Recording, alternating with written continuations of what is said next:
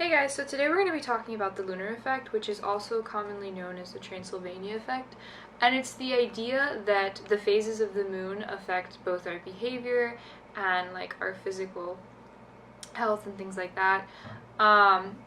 It's even thought that the lunar effect can affect women in going into labor.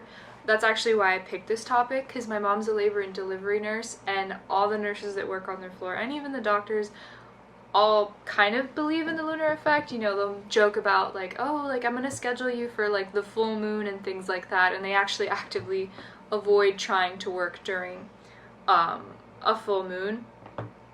The theory is that the gravitational effect of the moon is what causes these effects on the body, and can even affect like the body during surgery and things like that.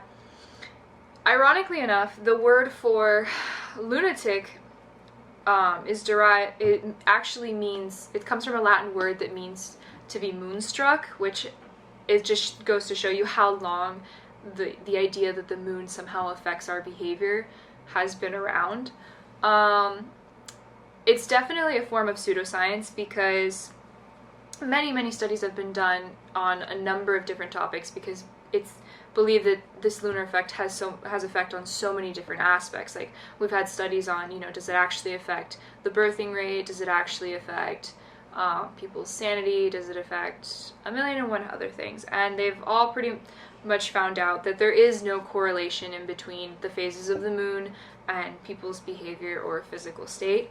There was actually a study done by Ivan Kelly, James Roten, and Roger Culver in 1996, which actually examined over 100 studies on the lunar effects. And basically they found that even after going over all 100 of these studies, none of them really had any correlation. Like, they basically agreed that there was really nothing between the lunar effect and us. So obviously we can all agree that the lunar effect is definitely pseudoscience. It has no scientific reasoning. It has not been able to be proven. It's just been thoroughly disproven by most of the studies done on it. But it's kind of interesting as to why the lunar effect is still so widely believed. Like, why do we have obviously well-educated health professionals and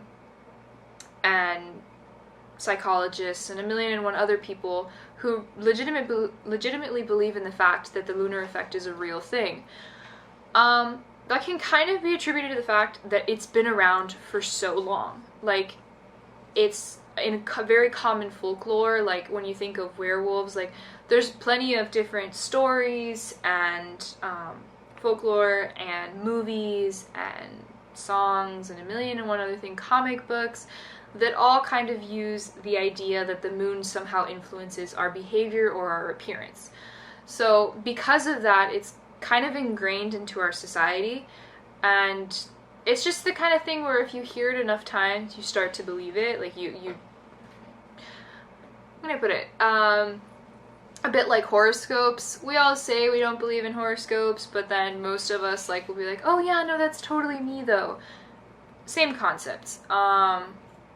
People overgeneralize the situation. Like, you know, if you look at, they've done studies of like the birthing rate on a nursing unit, but let's just hypothetically say they have a particularly busy night and it just happens to be near, you know, a full moon or a change in the phases of the moon, and the nurses are automatically, because they already know of this idea of a lunar effect and the fact that it's been around for so long, and obviously when new nurses come to work in the nursing station, the older nurses tell them about it.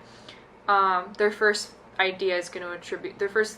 instinct is going to be to attribute this higher birth rate or this busier night to the lunar effect, even though it really had absolutely no effect on it. But that's one of those.